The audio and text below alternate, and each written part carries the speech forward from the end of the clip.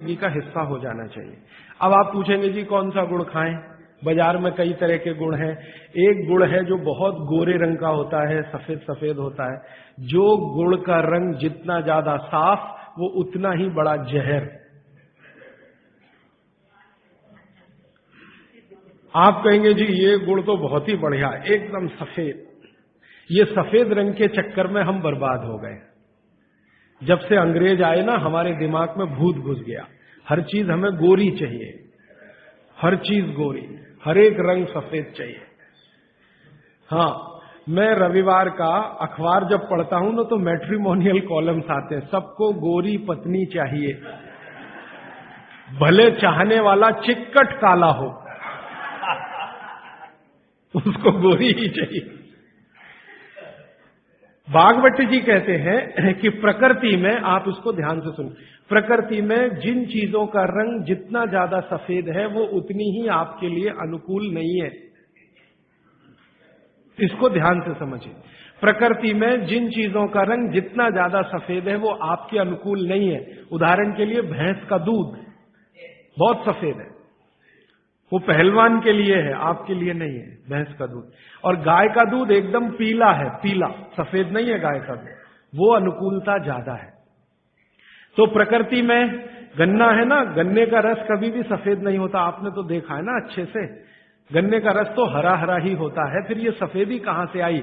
मैं आपको बहुत विनम्रता पूर्वक कहता हूं, ये सफेदी आती है निरमा वॉशिंग पाउडर से। और ज्यादा सफेदी आती है एरियल से, प्रॉक्टर एंड गैम्बल का एरियल। और आपको अब मैं जो कहने जा रहा हूं वो आप कभी विश्वास करें या ना करें, लेकिन सच यही है कि गुड़ बनाने वाले आपका जो सफेदी का लालच है ना, सफेदी के प्रति आपका मोह, उसको ध्यान में रखते हुए इतना निरमा डालते हैं, इतना वॉशिंग पाउडर उसमें डालते हैं गन्ने के रस में कि वो गुड़ का रंग ही बदल जाता है। तो ये सफेद गुड़, एकदम व्हाइट कलर का गुड़, ये तो बहुत ही खतरनाक है, बहुत ही खराब है। इसको तो गलती से भी छूइए मत। तो फिर आप कहेंगे जी गुड़ कौन सा अच्छा है? गुड़ का जो नेचुरल कलर है वो वही है जो चॉकलेट का होता है। चॉकलेट आपने देखी है, जिस रंग की चॉकलेट है रंग वही गुड़ का सबसे अच्छा।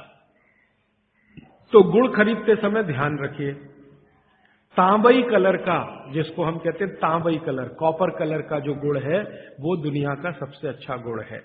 तो गुड़ जब लाएं खरीद कर खाने के लिए तो दुकान वाले को बोल कर लाइए कि भाई हमको ये सफेद वाला नहीं चाहिए। तो कहेगा कौन सा चाहिए? तो वो जो काला काला सा, थोड़ा चॉकलेटी कलर का, गहरे लाल रंग का, वो दे दो। तो वो भी है उसके पास, वो अंदर रखता है, क्योंकि उसे मालूम है आप लेने वाले हैं नहीं उसे, तो वो अंदर रखता तो है। आप जब मांगोगे तो वो वही लेके आएगा। ये गुड़ जहां से भी बनकर आ रहा है वहां फिर संदेशा जाएगा, ये सफेद बंद कर दो, कोई मांग नहीं रहा, कोई ले नहीं रहा, सबको अब वही चाहिए। तो गुड़ की सप्लाई बदल जाए, ये गुड़ ही खाए। अब मैं जो और गहरी बात पे जा रहा हूं, भागवत जी कहते हैं कि दुनिया में गुड़ के अतिरिक्त जो मिठाइयां हैं, गुड़ के अतिरिक्त, वो आपके लिए बहुत अच्छी नहीं है। अब गुड़ के अतिरिक्त मिठाई में जरा चले तो क्या है? चीनी। आज के समय में, भागवत जी के समय चीनी नहीं थी, इसलिए उन्होंने उस पर कोई सूत्र नहीं लिखा, क्योंकि उन्हें कोई कल्पना भी नहीं थी कि चीनी बना लेगा आदमी।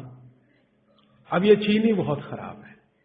चीनी और गुड़ का एक ही रॉ मटेरियल है, आप जानते हैं। गन्ने के रस में से ही चीनी बनती है और गन्ने के रस में से ही गुड़ बनता है। बस दो अलग अलग सभ्यताओं का इसमें फर्क है। एक है सभ्यता यूरोप और अमेरिका की, जहां से चीनी आई, और दूसरी सभ्यता है भारत की, जहां से गुड़ आया। एक ही रॉ मटेरियल है, एक ही रॉ मटेरियल है। चीनी बनाने के लिए भी गन्ने का रस ही लगता है, गुड़ बनाने के लिए भी गन्ने का रस ही लगता है। और थोड़ा सा आगे बढ़े कि एक ही रॉ मटेरियल है गेहूं का आटा, जिससे रोटी भी बनती है, पूड़ी भी बनती है, पराठा भी बनता है, उसी से पाव रोटी भी बनती है और डबल रोटी भी बनती है। ठीक है, सभ्यताओं का अंतर है, रॉ मटेरियल सेम है। गेहूं का आटा वो हिंदुस्तान में भी है, वो अमेरिका में भी है, वो कनाडा में भी है, वो भारत में भी है, लेकिन वो गेहूं के आटे से बनाते हैं पाव रोटी और डबल रोटी। हम गेहूं के आटे से बनाते हैं रोटी, पूड़ी या पराठा या आदि आदि बहुत सारी चीजें। अंतर क्या है जी? अंतर प्रोसेस का है, प्रक्रिया का अंतर है। प्रक्रिया का अंतर है। रॉ मटेरियल सेम है, एंड प्रोडक्ट भी सेम है, खाए जाने के लिए बन रहा है, लेकिन प्रक्रिया अलग अलग है। वो रोटी बनाएंगे तो पहले आटे को सड़ाएंगे, फर्मेंट करेंगे, और आटे को सड़ा सड़ा के पुराना कर करके फिर उसमें से पाव रोटी ही बनेगी। रोटी तो बन नहीं पाएगी, क्योंकि आटे के फर्मेंटेशन के बाद रोटी बनना मुश्किल होता है। और हम आटे को पानी में गूंदेंगे और तत्काल उसकी प्रक्रिया करके रोटी बना लेंगे। वो प्रक्रिया नहीं कर पाते, क्योंकि उनको कोई सिखाने वाला नहीं, कोई यूनिवर्सिटी नहीं, कोई कॉलेज नहीं। इसी तरह से उनके यहाँ शक्कर में होता है कि गन्ने के रस को, कई देशों में गन्ना उत्पन्न होता है, ब्राजील में, मैक्सिको में वगैरह वगैरह, तो वो गन्ने के रस को प्रोसेस करते करते चीनी बना लेते हैं। हम चीनी की तरफ नहीं गए, हमने गुड़ ही बनाया, क्योंकि चीनी बनते ही, अब आप ध्यान देना जो मैं कहने जा रहा हूं, चीनी बनते ही फास्फोरस खत्म होता है। चीनी बनते ही फास्फोरस खत्म होता है, और आपको चाहिए फास्फोरस कफ का शमन करने के लिए। अब वो है ही नहीं चीनी में, तो आप जो चीनी खा रहे हैं वो जिस उद्देश्य के लिए खा रहे हैं वो पूर्ति ही नहीं होती। और चीनी एक ऐसा केमिकल है, अगर मैं ब्लैक बोर्ड लेके चौक पे समझाना शुरू करूं तो समय थोड़ा ज्यादा लगेगा, लेकिन अंतिम बात आप जल्दी समझ जाएं। चीनी जब आपके शरीर में जाती है और ये टूटती है, हर चीज अंदर जाके टूटती है, माने पचती है, तो इसके सबसे अंत में जो बनता है वो एसिड है। और गुड़ जब शरीर में जाता है और टूटता है तो इसके सबसे अंत में जो बनता है वो क्षार है। अब मैंने आपसे थोड़े दिन पहले कहा था, पता नहीं याद है कि नहीं, पेट में हमेशा अम्ल है, ठीक है। अब पेट में तो अम्ल पहले से है ही, प्रकृति का दिया हुआ। आपने चीनी खाई, चीनी में से भी अम्ल ही निकला, तो अम्ल तो बढ़ गया ना जरूरत से ज्यादा। और ये बढ़ा हुआ अम्ल अगर पेट में आपके है तो ये खून में भी जाएगा, आप इसे रोक नहीं सकते, क्योंकि पेट में जो है वो खून में भी जाएगा। और खून में अम्ल बढ़ता ही गया। रोज आपने 1 चम्मच चीनी खाई, 2 चम्मच चीनी खाई, 3 चम्मच चीनी खाई, हर दिन उसमें से अम्ल निकल रहा है, और पेट का अम्ल भी उसमें जुड़ रहा है, फिर निकल रहा है, फिर जुड़ रहा है, फिर निकल रहा है। फिर 10 साल का हिसाब निकालो, 20 साल का निकालो, 30 साल का निकालो, आपका दिमाग घूम जाए। रोज का अगर 2 चम्मच चीनी का हिसाब जोड़ो, वैसे तो जो 2 चम्मच से ज्यादा ही रहती है एक आदमी की जिंदगी में चीनी। दूध में भी चीनी लेते हैं, चाय में भी चीनी लेते हैं, 2 चम्मच रोज की। 2 चम्मच माने हो गई लगभग 10 ग्राम के आसपास।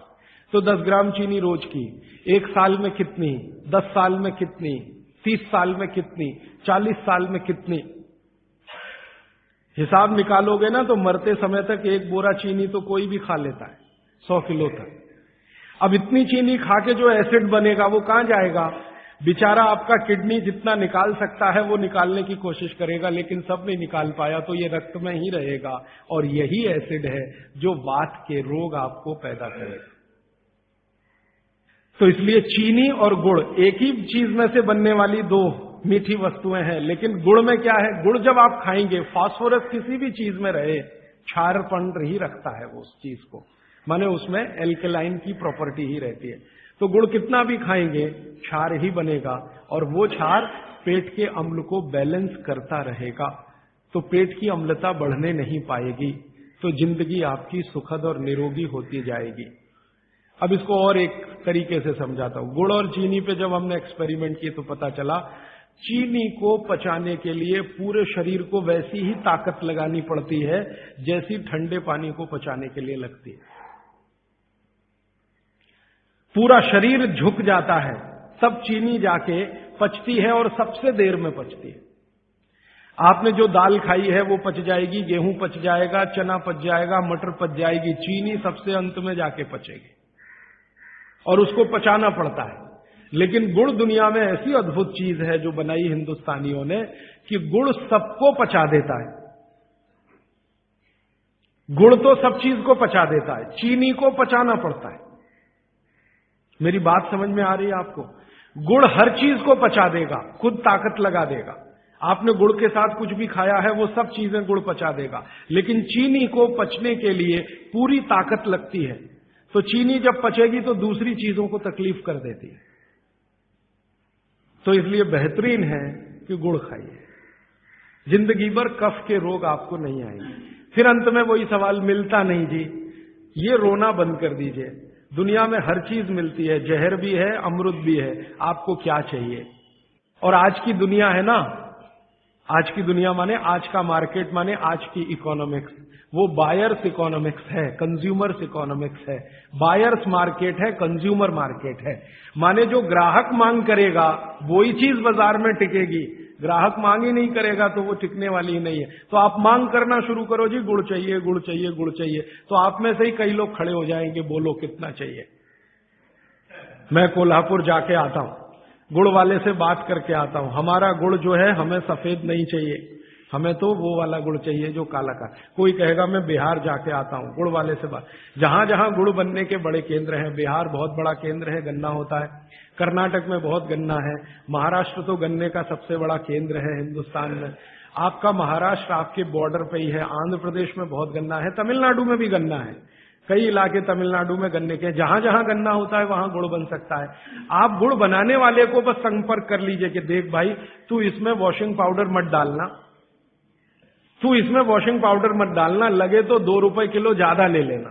तो वो जो 2 रुपए किलो का लालच है वो ही उसको ईमानदार बना देगा।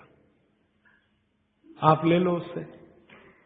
वो कहता है जी मेरा गुड़ 15 रुपए किलो, आपको मैं 17 रुपए किलो ले लूंगा, तुम इसमें ये जहर मत डालना। और वो 2 रुपए किलो आपने जो ज्यादा दिया वो जिंदगी के लिए कोई घटिया सौदा नहीं है, बहुत फायदे का सौदा है। तो गुड़ बनाने वाले इस देश में आज भी हजारों की, लाखों की संख्या में है, गांव गांव में है।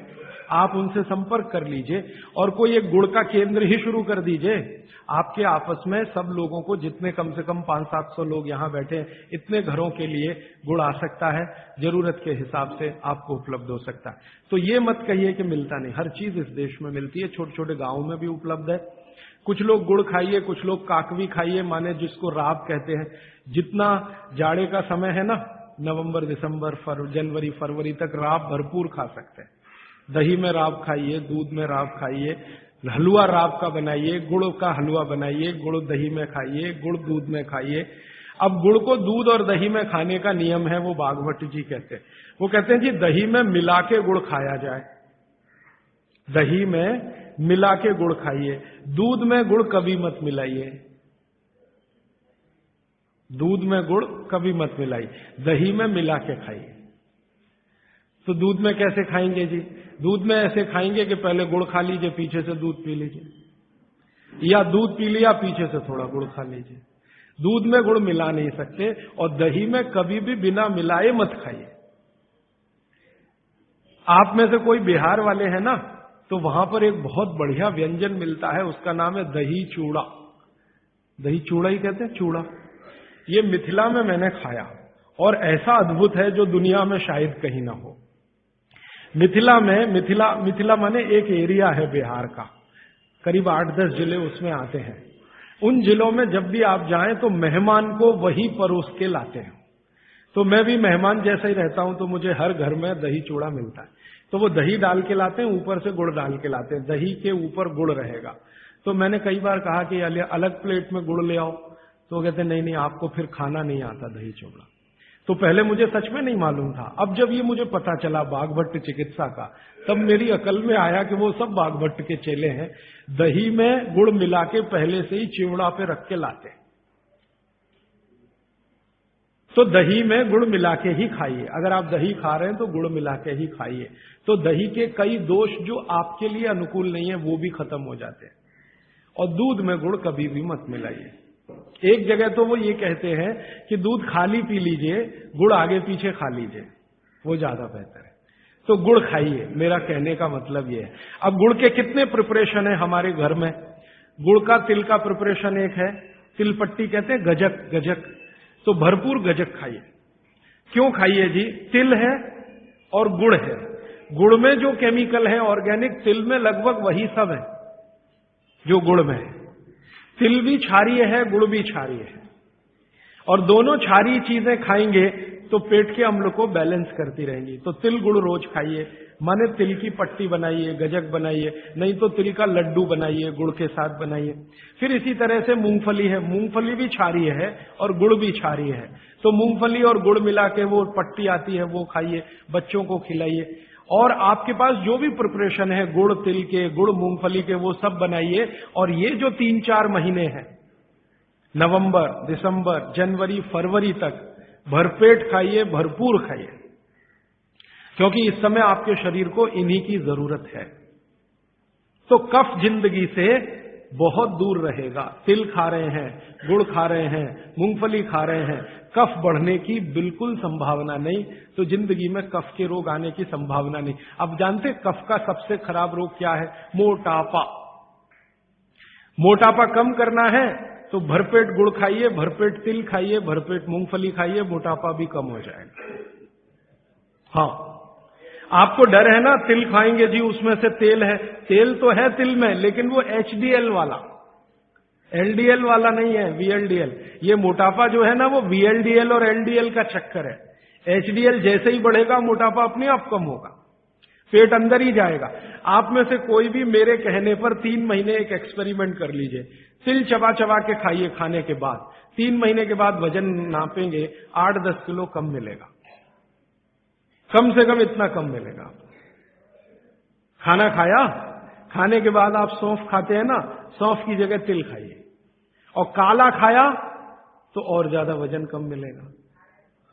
काला तिल एक है सफेद, काले की गुणवत्ता सफेद से भी ज्यादा है। लेकिन ये इन्हीं 4 महीनों में, गर्मी में अगर आपने यही तिल खाया तो प्रॉब्लम आएगी। भागवत जी कहते हैं कि तिल खाने का सबसे अच्छा समय वही है जो आज चल रहा है। ये फरवरी तक चलेगा। तो फरवरी तक, और कभी बहुत ज्यादा लिबरल हो तो होली के दिन तक वो कहते हैं तिल खाने का समय है।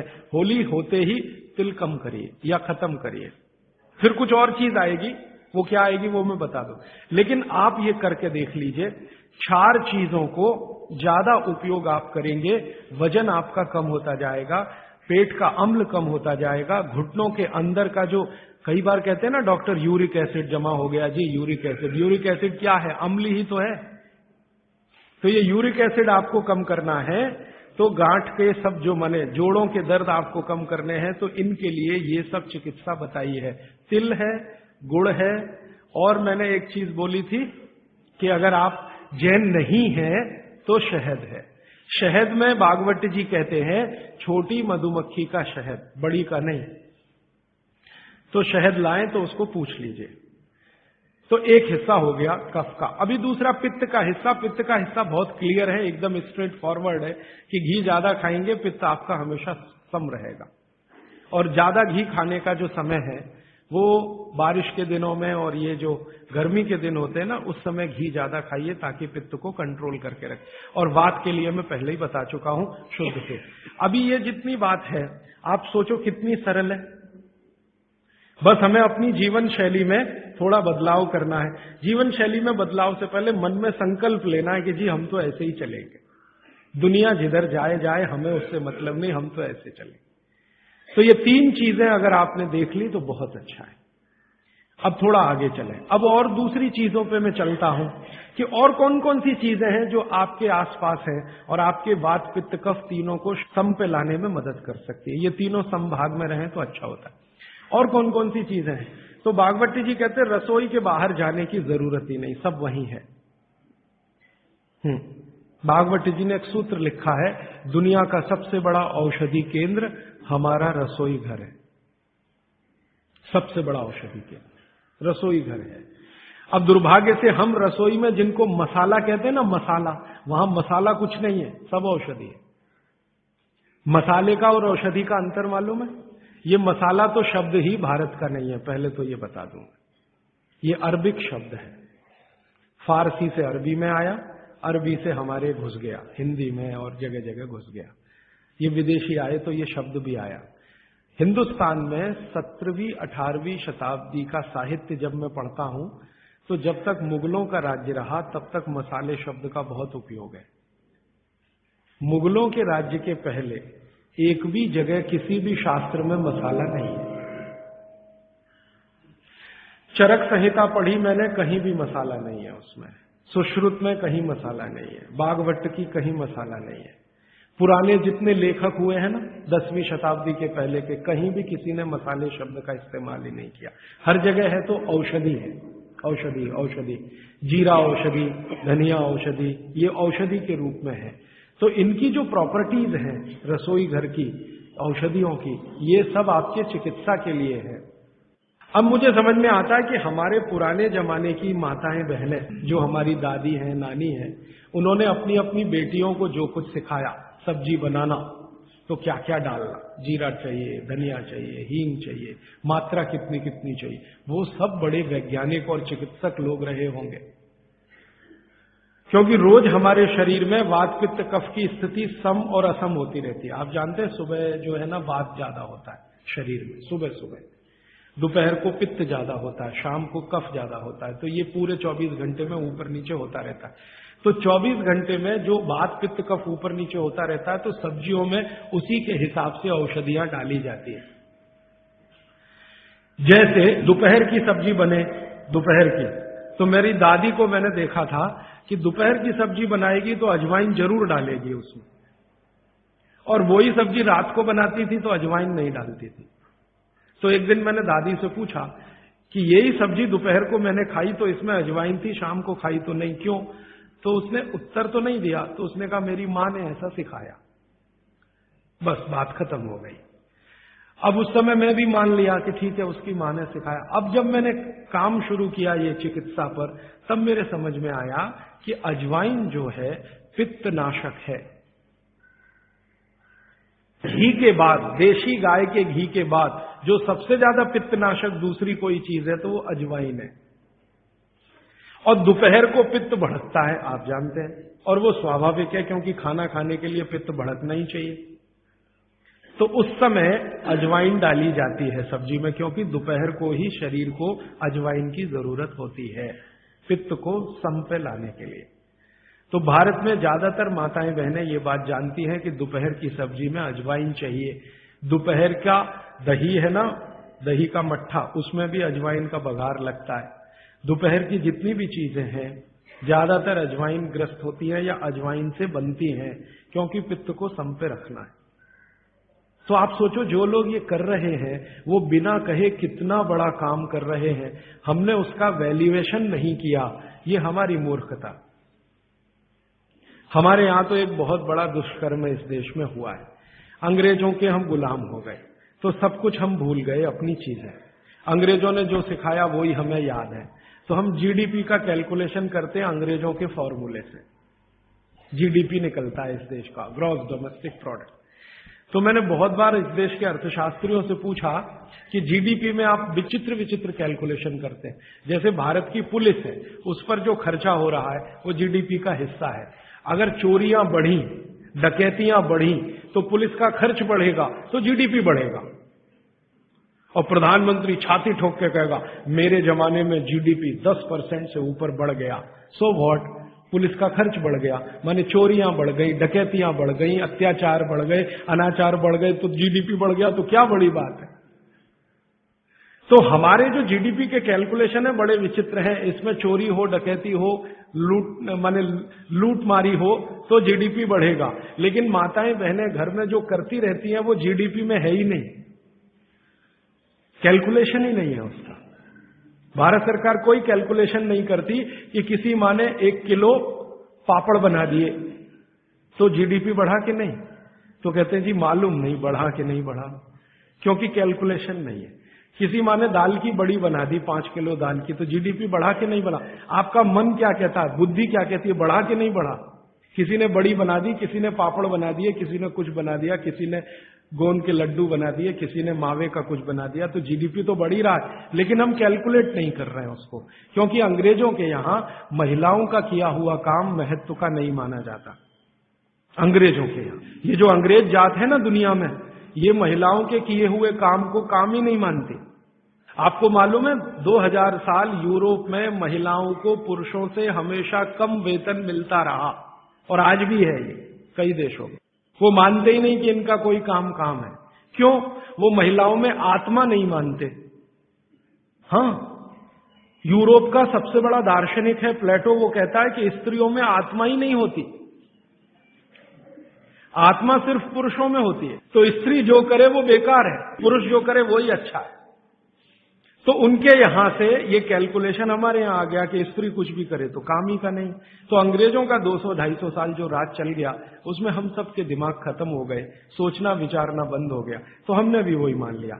मैं अब इसको बदलना चाहता हूं और मैं ये समझना चाहता हूं और समझाना चाहता हूं कि स्त्रियां जो कर रही हैं वो किसी डॉक्टर से कम नहीं है।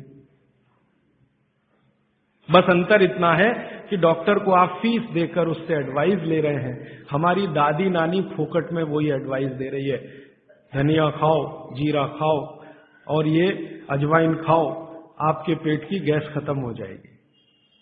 और ये 3500 साल से वैसे का वैसा ही है, अजवाइन खाओ तो गैस खत्म होती ही है।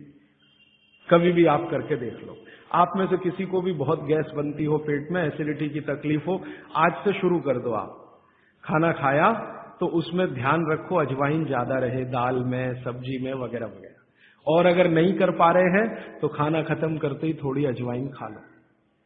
अजवाइन ज्यादा तकलीफ ना कर दे, उसका बैलेंस है काले नमक के साथ, तो थोड़ा अजवाइन और काला नमक मिला के हर खाने के बाद खा के देख लो। 3 दिन में ना आपकी गैस बंद हो तो आप जो कहो मैं हारने को तैयार। ये गारंटी मैं नहीं दे रहा हूं, ये गारंटी अजवाइन दे रही है, मेरी गारंटी नहीं है, अजवाइन की गारंटी है। तो वो कहते हैं बागवट जी कि पित्त को सम रखने के लिए हमारे रसोई में घी के बाद जो दूसरी चीज है वो है अजवाइन। अब तीसरी चीज पे आते हैं। पित्त को सम रखने के लिए अजवाइन के बाद जो तीसरी चीज अपने रसोई में है वो है जीरा। जीरा 2 तरह का है, एक सफेद और एक काला, है ना। काला जीरा सफेद से भी अच्छा है। आप एक नियम ध्यान रख लो, मैंने आपसे कल कहा था, जिस चीज का रंग जितना गहरा वो उतनी ही अच्छी, भगवान की बनाई हुई, मनुष्य की नहीं। मनुष्य ने तो पेंट भी बना दिया है, बहुत गहरे रंग का है। भगवान की बनाई हुई हर चीज में ये नियम आप देखना कि भगवान की प्रकृति की बनाई जो चीज जितने गहरे रंग की है उसकी क्वालिटी उतनी ही अच्छी है। तो जीरा 2 है, एक सफेद और एक काला। काला जीरा सबसे अच्छा, पित्त को खत्म करने के लिए, सम रखने के लिए। तो आपकी रसोई में एक हो गया घी देशी गाय का, पित्त को खत्म करने। दूसरा हो गया अजवाइन, तीसरा हो गया जीरा, और एक चीज हींग। हींग तो आप सब समझते हैं ना, हींग। हींग भी भगवान की बनाई हुई है, आदमी ने नहीं बनाई। हींग के पहाड़ होते हैं, जैसे पत्थर के पहाड़ होते हैं ना, वैसे हींग के पहाड़ होते हैं। हींग वहीं से आती है। तो हींग है, जीरा है, अजवाइन है और देशी गाय का घी। अब इसके नीचे आता है धनिया। धनिया 2 तरह का है, एक सूखा और एक हरा। जब तक हरा उपलब्ध है आप खाइए, जब नहीं है तो सूखा खाइए, दोनों की क्वालिटी एक ही है। सूखे धनिये में कोई कमी नहीं आती। आपके मन में ये प्रश्न है ना, हरे पत्ते का धनिया में कुछ ज्यादा होगा, सूखे में कम, बिल्कुल नहीं है, दोनों में बराबर है। सूखने के बाद भी उसके गुण धर्म में कोई कमी नहीं। अब ऐसी पूरी लिस्ट है, मैंने तो आपको 5-7 बता दिया पित्त को कम करने के लिए क्या क्या। आपको पूरी लिस्ट है तो 108 है, 108 पित्त को खत्म करने के लिए रसोई में 108 चीजें हैं। वो पूरी लिस्ट देखनी है तो वो किताब है, आप ले लेना। एक स्वदेशी चिकित्सा किताब हमने बनाई है और एक बनाई है गंभीर रोगों की चिकित्सा, इसमें ये सूची है। और थोड़ी सी अष्टांग हृदयम के भाग 3 में भी है, भाग 2 में भी है, थोड़ी थोड़ी है। थोड़ा आगे बढ़े, कफ की सूची मैंने बताई आपको। कफ में सबसे अच्छी चीज है गुड़। गुड़ के बाद दूसरे नंबर पर है शहद। जैन है तो शहद मत खाइए, ये मेरी भी विनती है आपको, क्योंकि नहीं तो मैं पाप का भागीदार बनूंगा जो आपसे कहूं कि शहद खाओ, और मुझे तो मोक्ष में जाना है, तो पाप की गठरी क्यों ला दूं। तो आप जैन है तो बिल्कुल शहद मत खाइए। अजैन है माने जैन नहीं है तो आप कोशिश करिए कम से कम खाएं, ना खाएं तो और भी अच्छा, क्योंकि अपने पास शहद का विकल्प है गुड़। जब गुड़ न रहे तब सोचें। इसी तरह कफ को कम करने की और क्या चीज है अपने रसोई में। कफ को कम करने की दूसरी जो सबसे अच्छी चीज बताई भागवत जी ने वो है सौंठ। सौंठ, सौंठ का ही एक दूसरा रूप है अदरक। अदरक से अच्छी है सौंठ। कारण क्या है, अदरक जब सूख जाता है तभी सोंठ बनती है, और अदरक का सूखने के बाद गुण बढ़ जाता है। हाँ, ताजा अदरक है ना, उसका गुण जितना नहीं है, सूखे हुए अदरक माने सोंठ का गुण लगभग 100 गुना बढ़ता है। इसलिए सोंठ अदरक से